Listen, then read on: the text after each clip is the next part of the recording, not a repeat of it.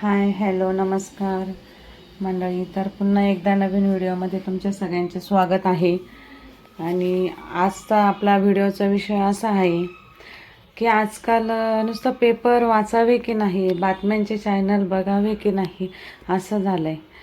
म्हणजे आपला इतका चांगला देश, सर्व गोष्टींना महत्त्व देणारा, स्त्री असो पुरुष असो कोणताही प्राणी असो, म्हणजे सगळ्यांना आपण एक महत्त्व देणारा, आपले सणसुद्धा इतके सुंदर ठेवलेले आहे की सणांची सुरुवात पहिले आपली होती नागपंचमीपासून होते. म्हणजे सगळ्यात पहिली सुरुवात तर वटपौर्णिमेपासून होते आपल्या सणांची. समजा वटपौर्णिमा म्हणजे पहिला मान वृक्षांना दिलाय, कारण की त्यांच्यापासून आपल्याला ऑक्सिजन भेटतो, कार्बन डायऑक्साईडचं प्रमाण कमी होतं, सगळ्यांना जीवन जगण्यासाठी आवश्यक असलेला ऑक्सिजन वायू भेटतो, आणि वेळेवर पाऊस होतो, जमिनीची धूप होत नाही, वेगवेगळे जे अडचणी येतात ते येत नाही. थोडक्यात म्हणाल तर ग्लोबल वॉर्मिंग जे होतं ते झाडांचं प्रमाण कमी झाल्यामुळे होतं.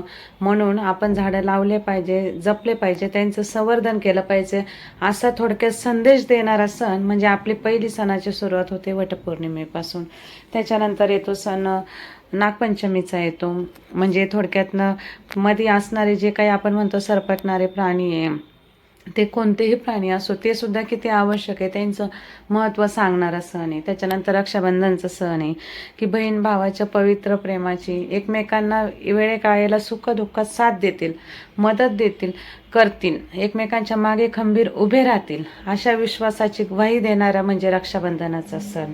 म्हणजे असं जर तुम्ही विचार केला ना, आपल्या मराठी म्हणजे मराठी 12 महिने, 12 महिन्यात आपण म्हणतो ना दर महिन्याला एक सण असतो, 12 सण असतात, पण प्रत्येक सणामागे लपलेला अर्थ इतका चांगला आहे.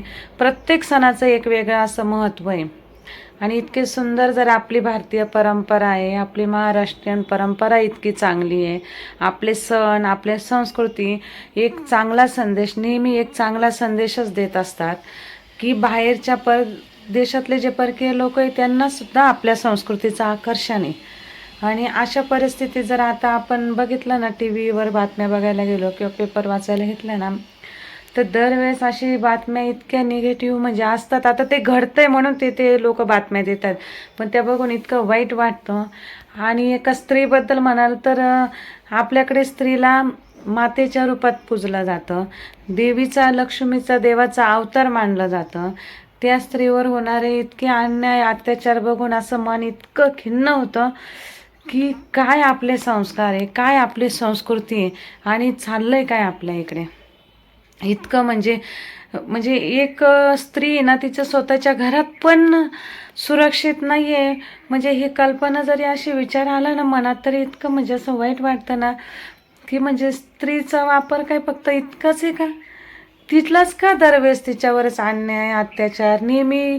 प्रत्येक कोणाचे काही भांडण झालं तरी त्याचा सगळा राग स्त्रीवरच का काढला जातो, स्त्रीलाच प्रत्येक गोष्टीला का कारणीभूत धरलं जातं. म्हणजे ती स्वतःच्या घरात पण सेफ नाही आहे, तर बाहेरच्या जगात काय सेफ राहणार. अरे असं का करताय. सगळ्या सृष्टीचं म्हणतात ना, नवीन निर्मितीचं कारण जर ती आहे, तर तुम्ही तिला आपले धर्म सांगतो, आपली संस्कृती सांगतो का स्त्री देवी समान आहे, आपण तिचा मान राखला पाहिजे, तिची म्हणजे इज्जत केली पाहिजे आणि सांभाळली पण पाहिजे. आणि अशा परिस्थितीत जर तिच्याबरोबर घरातच काही वाईट घडत असेल, किंवा लग्न झाल्या स्त्रियांबरोबर सासरी होतं, किंवा बाहेर पण कुठे असं इतकं वाईट घडतं, ते बघून इतकं वाईट म्हणजे खूप चुकीचं आहे. असं नाही झालं पाहिजे. म्हणजे खूप खूप चुकीची ही गोष्ट, खूप चुकीची आहे. जरासं थोडंसं आहे ना, आता काळाची ही गरज बनली की आपल्याकडे गुन्हेगारी प्रवृत्ती खूप वाढते, स्त्रियांचा मान अपमान म्हणजे नाही का, त्यांच्यावर अत्याचार केला जात आहे, अशी प्रवृत्ती खूप वाढते. आणि मला असं वाटतं ना, त्याला कारणीभूत आपलं सगळ्यांचं आहे ना, थोडंसं कुठंतरी आपल्या कुटुंबाकडे असणारं दुर्लक्षच आहे. मी तर म्हणेल लहानपणापासूनच आहे ना, आपल्या मुलांना जरासं आपल्या धर्मातल्या ज्या चांगल्या गोष्टी आहे त्या चांगल्या गोष्टी त्यांना जसं समजायला लागतं ना, तसं त्यांच्यावर ते चांगले संस्कार रुजवण्याचा प्रयत्न करा. आपले मुलं कोणत्या संगतीत वाढत आहे त्याचा विचार करा, त्यांना चांगले संस्कार द्या. लहानपणापासूनच त्यांना स्त्रीचा मान सन्मान करणं, वडीलधाऱ्यांचा मान सन्मान करणं या गोष्टी शिकवा, कारण की ही काळाची गरज आहे. अशाने मग पुन्हा आपण जर असेच विचार राहिले आणि आपली अशीच संस्कृती राहिली ना, तर मला नाही वाटत परत आपल्याला पारतंत्र्यात जायला काही वेळ नाही लागणार. कारण पूर्वीच्या काळी पण आपल्यावर जे आपण पारतंत्र्यात होतो, आपल्यावर दुसऱ्यांचं राज्य होतं, त्याला कारण हेच होतं ना. त्या काळी पण आपण स्त्रीचा मान सन्मान करत नव्हतो आणि एकमेकांमध्ये असणारे हेवे दावे. तर आपण त्या जुन्या ज्या गोष्टी आपल्याबरोबर घडून गेल्या आहे त्यातून आता तरी शिकलं पाहिजे, सुधारलं पाहिजे. आणि आताचे तर सगळे लोक म्हणजे सगळे स्त्री पुरुष सगळेच सुधारलेले शिकलेले, तर त्यांनी थोडंसं विचार करून आणि आपल्या मुलांवर आहे ना लहानपणापासून ते जसे छोटे आहे ना तेव्हापासूनच चांगल्या आपल्या धर्मातल्या ज्या पॉझिटिव्ह गोष्टी, ज्या चांगल्या गोष्टी आहे त्या मुलांवर रुजवण्याचा प्रयत्न केला पाहिजे, त्यांना चांगले संस्कार देण्याचा प्रयत्न केला पाहिजे.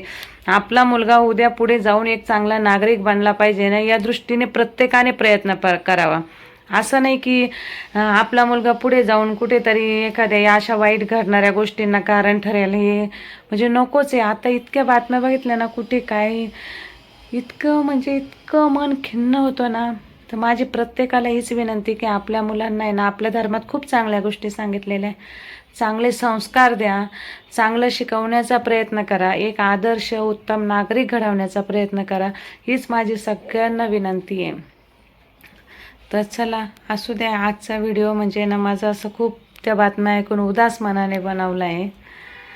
तरी पण तुम्हाला काय वाटतं आपल्या याच्याबद्दल नक्कीच कमेंट करून सांगा की मुलांना पिढीला आईवडिलांनी लक्ष दिलं पाहिजे की नाही, चांगलं सुधरवलं पाहिजे की नाही, अशा गोष्टी पुढे नाही घडल्या पाहिजे याकरता पालकांनी पण प्रयत्न केले पाहिजे की नाही, नाही का, याकरता काय केलं पाहिजे, काय असावं, तुमचे काय विचार आहे याबद्दल नक्कीच सांगा.